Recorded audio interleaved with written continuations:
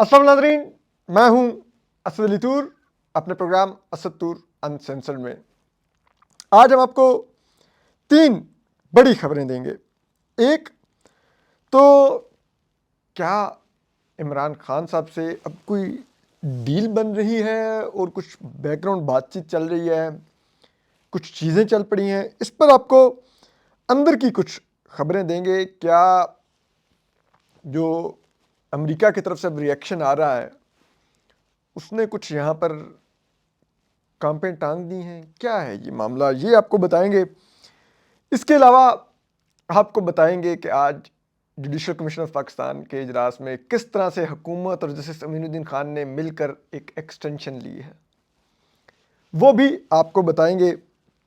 जबकि फौजी अदालतों से जो पीटीआई के कारकुनों को सज़ा हुई है, इसमें भी जो आइन और कानून के अलावा जो निज़ाम के साथ खिलवाड़ हुआ है, जो हुकूमत के झूठ पकड़े गए हैं, जो वफाकी हुकूमत के, जो उसने सुप्रीम कोर्ट को जो यकीन दहानियाँ करवाई थी, वो भी आपको असद तूर अनसेंसर्ड में बताएंगे।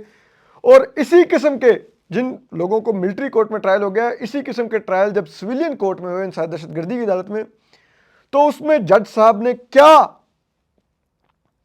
प्रोसिक्यूशन के केस के बारे में कहा, क्या हुकूमत के केस के बारे में कहा, क्या एस्टेब्लिशमेंट के केस के बारे में कहा, वो भी आपको असद तूर अनसेंसर्ड में आज एक्सक्लूसिवली बताएंगे। तो चलिए स्टार्ट लेते हैं यहीं से। आपको पता है जो मिलिट्री कोर्ट में जो अब कन्विक्शंस हुई हैं, ठीक है, उसमें मुख्तलिफ जगहों के जो मुल्ज़मान हैं जिनको कह रहे हैं कि जी इन्होंने ये सब कुछ किया तो उनको हम सज़ाएं दे रहे हैं। उसमें जीएचक्यू पे अटैक वाले केस के भी हैं, उसमें पीएफ बेस मियाँ वाली पर भी हमले के मुल्ज़मान हैं, ठीक है, जिनको सज़ाएं दी गई हैं। लेकिन इसी पीएफ बेस मियाँ वाली और आईएसआई के मियाँ वाली दफ्तर पर अटैक के दीगर मुल्ज़मान का ट्रायल इंसाद दहशतगर्दी की अदालत में हुआ, जहाँ पर जो सरगोदा में ट्रायल हुआ, उसमें 10 जून इसी साल 10 जून को जज साहब ने तमाम के तमाम मुल्ज़मान को बरी कर दिया। और बरी करने की जो वजह उन्होंने लिखी, 104 सफ़ात का उनका फैसला था, उसमें उनका पहला नंबर 104 बताता है कि किस तरह से झूठे और मन घड़त इल्ज़ामात लगाकर पीटीआई के कारकुनों को फंसाया गया हुआ है। जो असल चार्जेस हैं वो नहीं है, बल्कि झूठी कहानियां घड़ी गई हैं। वो ज़रा सुनिए। जज साहब पैराग्राफ 104 में लिखते हैं कि ये जो उनके सामने केस है, इसमें उन्होंने जो पुलिस या इस्टेब्लिशमेंट या हुकूमत या एजेंसियों की जो शवाहिद पेश किए गए हैं इन मुल्ज़मान के ख़िलाफ़, उनको बड़ा गहराई में जाके उन्होंने उनका मुशाहिदा किया, ठीक है, और वो अब ये कहने पर मजबूर हैं कि उनको ये कहना पड़ेगा कि जो प्रोसिक्यूशन है उसने कोई काबिले एतबार, एतमाद दिलाने वाली कोई भी ऐसे शवाहिद नहीं पेश किए, ठीक है, जो मुल्ज़मान का इस ट्रायल में ताल्लुक़ जोड़ते हों, ठीक है।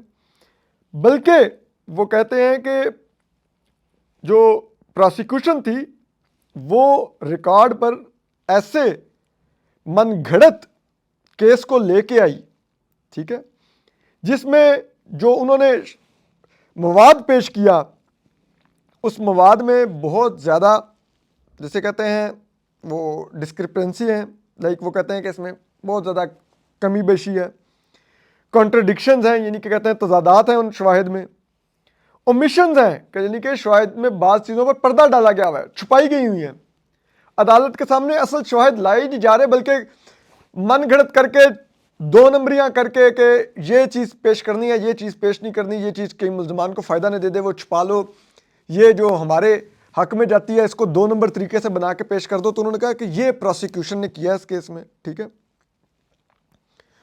और वो कहते हैं इस वजह से, ठीक है, ये इतने ज़्यादा डिफेक्ट्स हैं इस शवाहिद में, ठीक है, यानी कि झोल है इस शवाहिद में कि, ठीक है, کہ ان کو اگر میں قبول کر کے ایک فیصلہ سناؤں تو وہ فیصلہ ایک تخیلاتی فیصلہ ہوگا کہ میں نے تخیلاتی بنیاد پہ میں نے سوچا کہ جسے کہتے ہیں نا کہ یہ ہوا ہوگا تو میں ان کو سزا دے دیتا ہوں، خود سے ایک میں اور ہی دنیا میں چلا جاؤں گا تو سزا دے سکتا ہوں. اگر ان شواہد کو دیکھا جائے تو میں ان ملزمان کو سزا نہیں دے سکتا. ٹھیک ہے. پھر وہ یہ کہتے ہیں کہ اور پھر اگر میں وہ تخیلاتی سزا سنا بھی دوں ان ملزمان کو، ٹھیک ہے، تو وہ سزا اعلیٰ عدلیہ میں جا کر برقرار نہیں رہ سکے گی، اڑ جائے گی، کیونکہ اعلیٰ عدلیہ پہلے ہی فیصلوں میں یہ قرار دے چکی ہے کہ کس قسم کا ٹرائل ہونا چاہیے، کس قسم کے شواہد پر سزا ہونی چاہیے. تو یہ شواہد اس معیار پر پورا نہیں اترتے جو اعلیٰ عدلیہ نے قائم کیا ہوا ہے. اور پھر وہ یہ کہتے ہیں کہ یہ جو پروسیکیوشن کے شواہد ہیں یہ ایک دوسرے سے ملتے بھی نہیں ہیں. ٹھیک ہے. اور میں اسی وجہ سے جو ملزمان ہیں ان کو سزا نہیں دیکھ سکتا، کیونکہ وہ ملزمان پاکستان کے شہری ہیں. پاکستان کا شہری، پاکستان کے ہر شہری کو آئین پاکستان یہ گارنٹی کرتا ہے کہ آپ کو شفاف ٹرائل ملے گا اور آپ کو قانون کے مطابق ڈیل کیا جائے گا. تو وہ کہتے ہیں قانون پر تو یہ بنتے نہیں ہیں. ٹھیک ہے. اور یہ کون جج صاحب تھے؟ جج محمد عباس صاحب، سرگودا کی اینٹی ٹیررزم کورٹ کے جج تھے.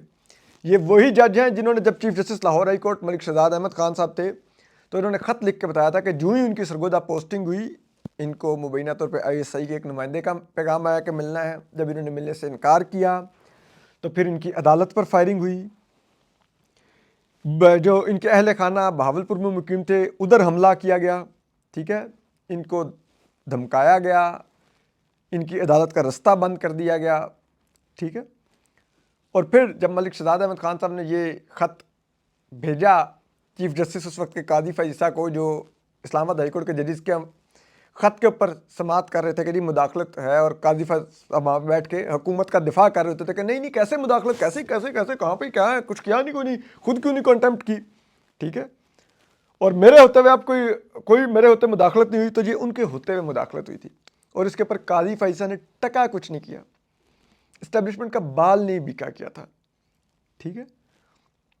تو ان جج صاحب کا، اتنے انڈیپینڈنٹ مائنڈ جج کا، جو ISI کا جنہوں نے دباؤ نہیں لیا تھا، جو مبینہ طور پر ان پر ڈالا گیا تھا، اس جج کا لکھا ہوا یہ فیصلہ، ایک دلیر جج کا. ٹھیک ہے.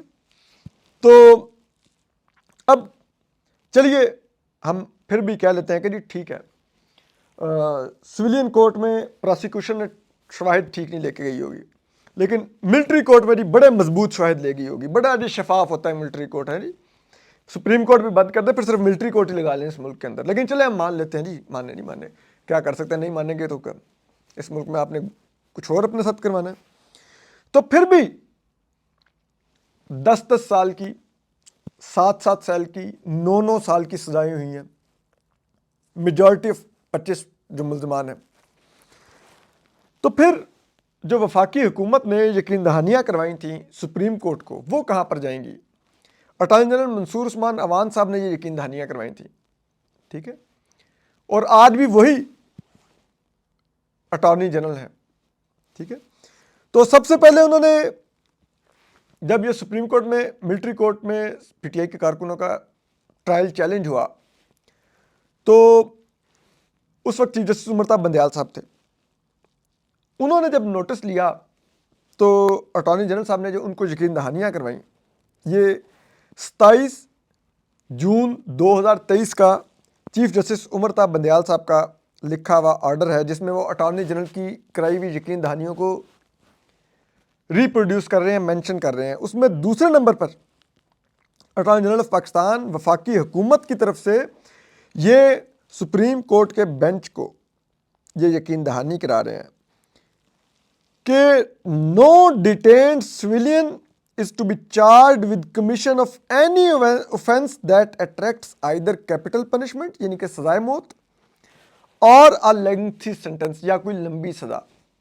ٹھیک ہے. یعنی کہ وہ وفاقی حکومت نے سپریم کورٹ کو یہ یقین دہانی کرائی کہ کسی بھی جو 103 لوگ جو فوج کی زیر حراست ہیں اس وقت، ان کو ملٹری کورٹ میں ٹرائل کرتے ہوئے کوئی بھی ان پر ایسا جرم نہیں لگایا جائے گا, فرد جرم نہیں عائد کی جائے گی کہ جس کی سزا یا تو سزائے موت بنتی ہو یا طویل مدتی سزا بنتی ہو. طویل مدتی سزا پاکستان کے قانون کے مطابق 7 سال یا 7 سال سے اوپر کی جو سزا ہوتی ہے وہ طویل مدتی سزا کہلاتی ہے. تو انہوں نے کہا کہ طویل مدتی سزا نہیں ہوگی. یہاں پر کتنے اس کی سزائیں 10 سال کی, 7 سال کی. ٹھیک ہے, پھر بھی چلیں ٹھیک ہے جی, ہم چھوڑ دیتے ہیں. پھر آپ آ جائیے جسٹس عائشہ ملک صاحبہ نے بھی ریپروڈیوس کیا اٹارنی جنرل کی یقین دہانی کو جب ان کے سامنے ملٹری کورٹ کا کیس گیا. سپریم کورٹ کے جس بینچ نے کالعدم قرار دیا, ٹھیک ہے, اس بینچ کو اٹارنی جنرل پاکستان نے یقین دہانی کروائی کہ ٹھیک ہے, AGP has made assurances before this court that detainees citizen کہاں پہ گیا, ہاں, most detained citizens are likely to be acquitted or will not be convicted in any way of capital punishment or even sentences for more than 3 years. یعنی کہ attorney general of Pakistan نے supreme court کے ایک دوسرے bench کو یہ یقین دہانی کروائی کہ جو 103 PTI کے کارکن ہمارے حراست میں ہیں, جو سویلین ہیں, ان میں سے بہت سے تو ویسے ہی بری ہو جائیں گے جب یہ ٹرائل ہوگا, اور جن کو سزا ہوگی بھی ان کو کسی صورت میں سزائے موت نہیں ہوگی, اور 3 سال کی مدت سے لمبی سزا نہیں ہو سکتی. ٹھیک ہے, دوبارہ اب آپ دیکھیے کتنے سال کی سزا کی گئی, 10 سال کی. ٹھیک ہے, اور اس کے اوپر ہم نے, کیونکہ جو سویلینز کا فوجی عدالتوں میں ٹرائل ہے, اس کو مختلف جو پیٹیشنرز نے چیلنج کیا ہوا ہے, اس میں ایک وکیل جو ہیں وہ فیصل صدیقی صاحب بھی ہیں. ہم نے فیصل صدیقی ایڈوکیٹ صاحب سے پوچھا کہ یہ کیا آپ کہتے ہیں یہ جو سزائیں سنائی گئی ہیں 10 سال کی, 9 سال کی, 7 سال کی, تو اس پر انہوں نے جو جواب ہمیں بھیجا, انہوں نے کہا کہ یہ جو سزائیں سنائی گئی ہیں فوجی عدالت سے, یہ بدقسمتی سے پاکستان کو ان سیاہ دنوں کی یاد کرواتا ہے جب پاکستان پر ایک فوجی آمر جنرل ضیاء الحق کی حکومت تھی. ٹھیک ہے, اور پھر وہ کہتے ہیں کہ ان 10 سال کی سزاؤں نے مجھے بہت دھچکا پہنچایا ہے, اور مجھے بہت شوق لگا کہ یہ تو جو سپریم کورٹ میں وفاقی حکومت نے, اٹارنی جنرل آف پاکستان نے جو یقین دہانی کروائی تھی, جو کہ سپریم کورٹ کے 27 جون اور 23 اکتوبر کے فیصلوں کا حصہ بھی ہے, اس کی بھی خلاف ورزی ہے, اور یہ توہین عدالت کے زمرے میں آتا ہے کہ آپ نے یقین دہانی کرائی سپریم کورٹ کو کہ 3 سال سے اوپر کی سزا نہیں دیں گے اور 10 سال کی سزا دے دی. تو یہ ان کا کہنا تھا, لیکن بات یہ ہے کہ اس ملک میں یہ کون سنتا ہے. ٹھیک ہے, اور جہاں پر ایک ایسا آئینی بینچ ہو جس کو چنا جو اسٹیبلشمنٹ کی فارم 47 کی لاسٹک کی شلواروں والی حکومت کے نمائندوں نے ہو, جن کو اسٹیبلشمنٹ نے بتایا ہو کہ ہمیں یہ چاہیے, یہ ہیرے ہیں ہمارے. ٹھیک ہے, وہ ہیرے انہوں نے اجازت دی تو اسٹیبلشمنٹ نے اتنے اعتماد سے سپریم کورٹ کو کروائی ہوئی یقین دہانیوں کو بوٹ کی نوک پر رکھ کے یہ سزائیں سنا دی. ٹھیک ہے, اب ذرا سنیے کہ وہ جو ہیرے ہیں ان کے سربراہ ہیں جسٹس امین الدین خان. جب یہ آئینی بینچ بنا آج سے 2 ماہ قبل, تو اس آئینی بینچ میں حکومت نہیں, یہ آئینی بینچ اپنی مرضی کے چنے ہوئے ججز کا بنا سکتی تھی اگر اس وقت بھی جسٹس امین الدین خان حکومت کا ساتھ نہ دیتے. اور جسٹس امین الدین خان نے اس وقت بھی اسٹیبلشمنٹ کی نمائندہ حکومت کے لوگوں کے ساتھ ہاتھ کھڑا کیا کہ ہاں میں نے اپنے حق میں ہاتھ کھڑا کیا, ہاں میں نے آئینی بینچ کا سربراہ بننا ہے, مجھے بناؤ مجھے بناؤ مجھے بناؤ. ٹھیک ہے, آج 2 ماہ بعد دوبارہ سے اس بینچ کی مدت ختم ہو گئی تھی کیونکہ 2 ماہ کے لیے یہ بینچ بنا تھا. ٹھیک ہے, اور 2 ماہ میں اس بینچ کی پرفارمنس یہ ہے, ٹھیک ہے, کہ ایک رپورٹڈ یعنی کہ تحریری فیصلہ ابھی تک اس بینچ نے نہیں جاری کیا. ایک اہم کیس نہیں اس بینچ نے منطقی انجام تک پہنچایا. ٹھیک ہے, ساری جو فلکچوس ہو چکی, انفیکشس ہو چکی, یا وہ جسے کہتے ہیں نا وہ فضول سی پٹیشن ہیں, ان کو سنے جا رہے ہیں. 2 ماہ انہوں نے اس میں ضائع کیے ہیں اور اس میں بھی کوئی فیصلہ تحریری طور پہ جاری نہیں کیا. ٹھیک ہے, اتنی عمدہ پرفارمنس ہے سائنی بینچ کی, اور اسی عمدہ پرفارمنس کی بنیاد پر, کیونکہ اس عمدہ پرفارمنس کی وجہ سے وفاقی حکومت اور اسٹیبلشمنٹ کو کہیں پر بھی کوئی بھی دکھ نہیں پہنچا. ٹھیک ہے, انہوں نے گرم ہوا نہیں لگنے دی وفاقی حکومت اور اسٹیبلشمنٹ کو. ٹھیک ہے, چاہے فیصلہ کوئی تحریری جاری نہیں کیا, لیکن ان کو بھی ان کے مفادات کا بھی بھرپور تحفظ کیا ہے سائنی بینچ نے. تو اس پرفارمنس کی بنیاد پہ آئینی بینچ کو آج 6 ماہ کی سپریم جوڈیشل کونسل میں جوڈیشل کمیشن آف پاکستان نے توسیع دے دی ہے. 2 ماہ کی نہیں, 6 ماہ کی. اور اس میں آج ہوا کیا ہے کہ آج بھی ایک ووٹ کی اکثریت سے اس بینچ کو 6 ماہ کی توسیع ملی ہے. اور آج ہوا یہ اجلاس میں کہ جسٹس جمال خان مندوکیل جو آئینی بینچ کا حصہ ہیں, انہوں نے تجویز دی کہ تمام سپریم کورٹ کے ججز پر مشتمل آئینی بینچ بنا دیا جائے, جس کی حکومت نے, جو اسٹیبلشمنٹ کی بنائی ہوئی حکومت ہے, جو اسٹیبلشمنٹ کی نمائندہ حکومت ہے, جو ول آف دا پیپل کی نمائندہ حکومت نہیں ہے, اس فارم 47 کی لاسٹک کی شلواروں والے 2 حکومتی MNAs, attorney general اور لا منسٹر 4 ہو گئے. ٹھیک ہے, پھر 5ویں ہو گئے وہ جو اسپیکر کی نامزد کردہ ٹیکنوکریٹ ہیں, 5 ہو گئے. ٹھیک ہے, پھر پاکستان بار کونسل 6 ہو گئے, اور 7واں ہاتھ والا کس کا اسٹیبلشمنٹ کے نمائندوں کے ساتھ کھڑا ہوا, اگین جسٹس امین الدین خان کا. انہوں نے کہا ہاں مجھے 6 ماہ کی توسیع چاہیے, میں بڑا اچھا کام کر رہا ہوں, دیکھو اسٹیبلشمنٹ اتنی خوش ہے, میرے پہ ان کو اتنا پیار آ رہا ہے, مجھے 6 ماہ اور چاہیے, اسٹیبلشمنٹ کا پیار ملنا چاہیے مجھے 6 ماہ اور یوں ان کی ہوگی. آج بھی اگر وہ اپنے ہی آئینی بینچ کے جج جسٹس جمال خان مندوکیل یا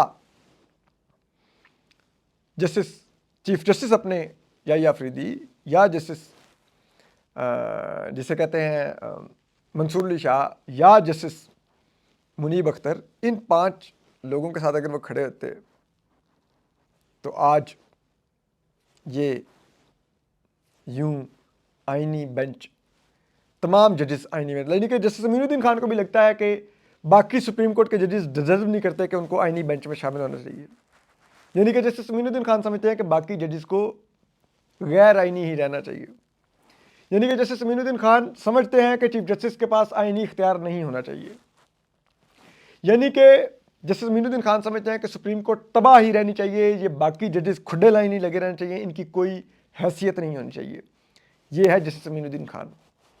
اور ایسے حکومت کے ساتھ ملنے والے, ان کے ساتھ مل کے اپنے حق میں ووٹ کرنے والے اور ان کے مفاد کا آئینی بینچ برقرار رکھوانے والے جسٹس امین الدین خان, آپ کو لگتا ہے کہ انڈیپینڈنٹ مائنڈ جج ہیں؟ ہوں گے, پھر میں کیا کہہ سکتا ہوں. پھر آج ہم آپ کو ایک جو تیسری خبر دیں گے وہ یہ ہے کہ آپ کو پتہ ہے رچرڈ گرنیل کی بمباری جاری ہے, اور اب یہاں پر لوگوں کو احساس ہو رہا ہے کہ کیا ہو رہا ہے. ٹھیک ہے, اور یہ بھی رچرڈ گرنیل ہیں. ابھی 20 جنوری کو امریکی صدر ڈونلڈ ٹرمپ نے حلف لینا ہے.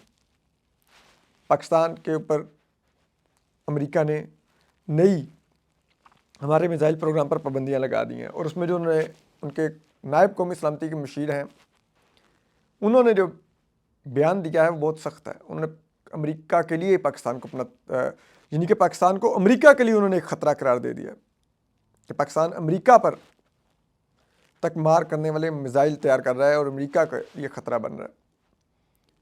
تو اس کے بعد تو یعنی کہ امریکہ نے بڑی طریقے سے پاکستان کو کہا کہ اب ہم آپ کو اس فہرست میں شامل کرنے کا سوچ رہے ہیں جہاں پر ہم نے شمالی کوریا, روس اور چین کو شامل کر رکھا ہے کہ وہ امریکہ کے دشمن بھی ہیں اور ان کے پاس امریکہ تک مار کرنے والے میزائل بھی ہیں. تو ہم اگر امریکہ کے دشمنوں کی فہرست میں چلے جائیں گے تو سوچیں پاکستان کا کیا حال ہوگا. اس ڈوبتی معیشت،